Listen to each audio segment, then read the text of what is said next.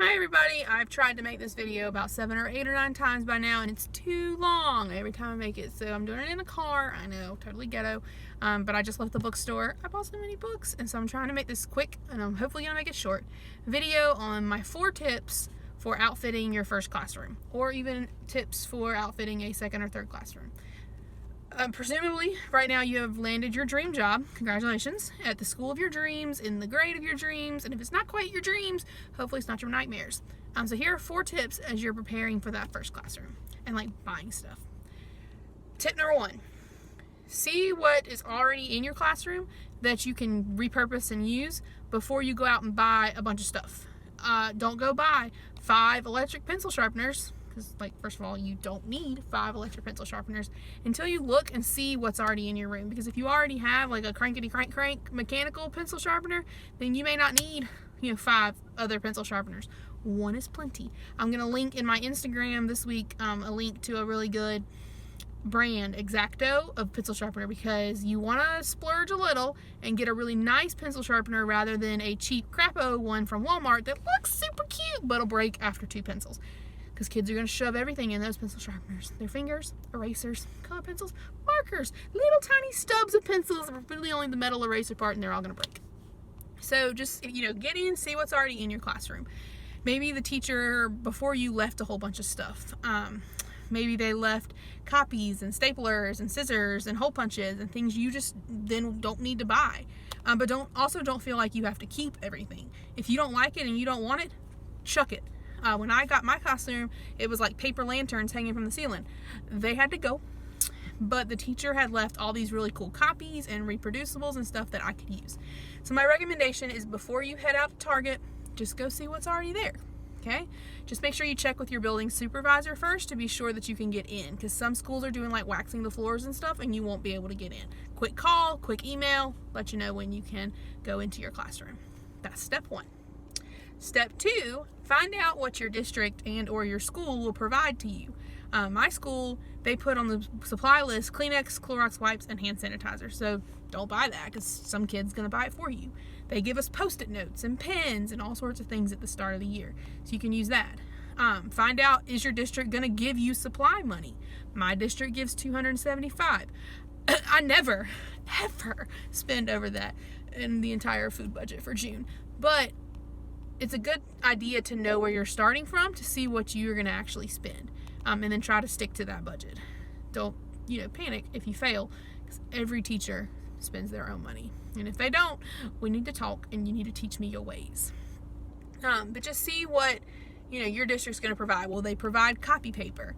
Will they provide, die cuts, construction paper, stuff like that, before you go out and buy it? Because again, the main goal here is to stretch your money as far as you can. So if you don't have to buy it, that's just an inch further, a mile further that your money is going to stretch. So that's step 2. See what your district will provide. Okay. Step 3 is, everything does not have to be bought at the school store. Everything does not have to be bought at Target. Everything does not have to be bought at Amazon. Shop around. Okay. Don't be afraid to pop up in Goodwill. Don't be afraid to pop up in IKEA and plan a 5-hour trip there, because it's going to take some time. Don't be afraid to ask on Facebook Marketplace, even Craigslist, but take a friend with you when you go to people's houses, because it's creepy and you don't want to die. You never know what you can find and what you're going to stumble upon in these other random places. I get a lot of my books from Goodwill, from used bookstores. Like I'm sitting at Second Charles right now. I just spent $5 on 6 books. Okay. When I did flexible seating, I would get a lot of stuff at Goodwill, on Facebook Marketplace. I even last year got this legit Roman gladiator costume on Facebook Marketplace for my Roman unit. Oh, it was epic. It still is epic. And it was really, really cheap. Now, a lot of those, you can't use your district money because you don't get receipts for stuff that you buy on Facebook Marketplace. But then you can put that money that you save towards things from Target. Okay?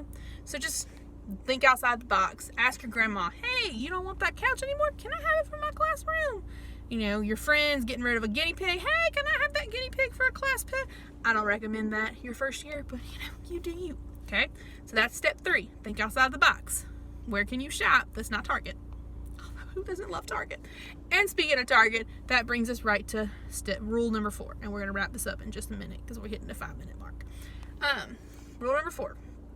Target. Everything is cute. Okay? Everything is apples or, globes or cute little pencils. Everything is cute. And if you just walk into the Target, used to be a dollar spot, everything is cheap, but good quality. Okay, so when you see something, pick it up and ask yourself, do I really need this, or do I only want this because it's cute? If the answer is, I only want this because it's cute and I will never use it, put it back. My very first year teaching, I bought the cutest owl hall pass. It was adorable. I have never used it. It has sat in the desk drawer for 7 years because at my school we use agendas, and in the back is a restroom passport that they have to use to go to the bathroom.